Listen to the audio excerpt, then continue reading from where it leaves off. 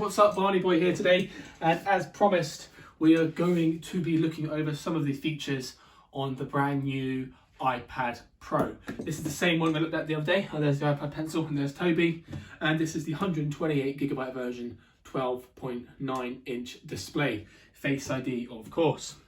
I'll just put that box there. So I know the other day we went over some of the more external features of the iPad, you know, the volume buttons, microphone, things like that. And just a brief overview. But what we're going to look at today is some more in-depth. So one sec, I'll just log in here with the Face ID. There we go. Is some of the more in-depth features and some quick hints and cool tips that you can use with this brand new iPad Pro. So this is the 128GB version. So loads of capacity in here. I do a lot of drawing and just doodling and things like that. And so does my other half. And we've never ever, in the months we've had it anyway, we haven't seen any reason to suggest that that sort of capacity is not enough for what we want. We also take plenty of photos. And as you can see on the back, and I've spoken about the other day, it's got that portrait mode, that wide angle lens and things like that. So the first thing I want to go over is the actual main display with the actual iPencil itself. So remember I said you can buy this for about £90, connect it via Bluetooth and just go on the main display. And you can use it, I'll go on to, you can go on to notes, maybe we'll go down here, one sec. There we go, so just, I had to tap down there, I wasn't tapping the actual pencil itself. We can see we just doodle, and that is, there's no lag at all.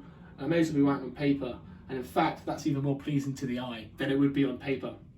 And again, you just go back there, then you want to remove what you've wrote. So fantastic there for doodling. And again, you can use the same on some drawing apps. We've actually got a drawing app here. On the sketchbook, which again is just fantastic. And it's a lot more, you know, different features and things like that. So that's just a brief overview of the iPad. So that's what we mainly use it for. One thing you can also use it for is when taking a screenshot, which usually, as with the iPhones, is the sleep wake button and a volume button like so. With the iPencil, you swipe up from the bottom left corner, go to there, and it takes the picture like so. But we don't need that, so we're just going to put that back into the bin and delete.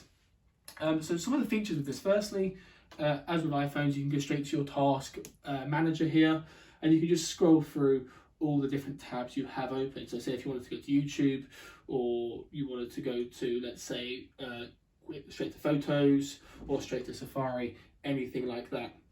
Of course, that also works. I've got rotational, but that'll also work the other way as well. So just going back here, I think one of the coolest things with this iPad model is multitasking. So not only can you have, say, Safari open as normal, but if you swipe up from the bottom a little bit, you hold that down, let's get in there, swipe up from the bottom slightly, hold it there, and then you want to say, hold the YouTube down. And what we can actually do is move that into there. So you could say you're watching a video whilst scrolling through Safari, doing whatever. Now, if you want that to be a dual tab, effectively both open at the same time, all you've got to do is get this bit at the top here and just push it down to the bottom, and it will push onto a dual display. So you basically are doing two things at once. So we can see we've got YouTube open here, and we've got Safari open here, and we can quite literally treat it as two separate screens. That is something that I find very cool with this iPad, and is obviously a very new feature. It's fantastic, you know, if you're in lectures or whatever, you want to take notes, you can take notes on one side and you can be scrolling through Safari web page on the other side. Same applies, you could be watching a YouTube video, and whilst watching that, you are scrolling through Safari or whatever it may be. Another feature I want to go through is on the actual camera itself. So I know we did speak about the camera the other day, but just to go into that a little bit more, actually come a little bit closer to you here too, but we can see the quality in that 12 megapixel camera. Now when we want to go to a wide angle lens, all we want to do is click this one times here, and it'll go straight to 0.5 to a 10 megapixel camera. And the cool thing about this is, similar to the iPhones, you've got that zoom wheel there. And you'd be surprised with the amount of people who actually do take photos using their iPad, a lot more than we're care to admit. This is why I put empty boxes up here, because of Toby. Subscribe and you'll see more there. But you just see, that's some of the basic quick features of this iPad that I do really enjoy. And then one other thing that really hits out to me is, say if you're on Safari or you're taking notes, whatever, you've got the keyboard here. That is quite a big keyboard. So all you do, take your 2 fingers, pinch, and we go to a single hand keyboard. So we can be up there, we can even hold the iPad on one hand, because it's quite light, and go straight to Google. Thanks, Toby. Now we're on Google. So something else with this Google, get rid of that YouTube app. There you go, straight to Safari. Something else with this Google is, let's just expand that as well. Again, you just pinch open on that. So let's say if we're going to say go to YouTube, and you spelled it wrong, get your 3 fingers, swipe to the left,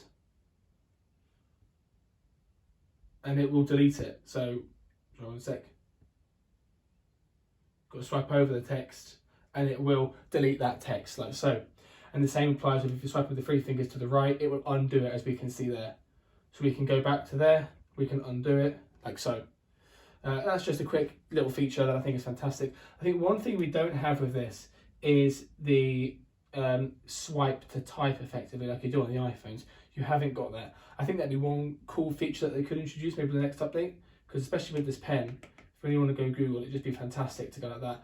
But maybe that's because you can go to the small keyboard as well. So that's just a quick overview of some of the features on this iPad. And then finally, one other thing that is very good on this iPad, in fact a lot better than iPhones and other models like that, is the accuracy with the measuring tool. So we can see there, it is just recognising every wall and ceiling we go onto without issue. And we can add a point here, so let's measure this door quickly. I know you can't see all of this, but I'll just show you the accuracy and how quick this is recognising that.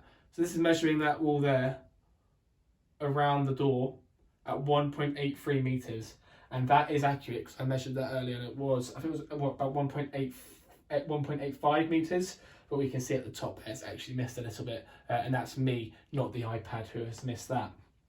Again, fantastic piece of kit.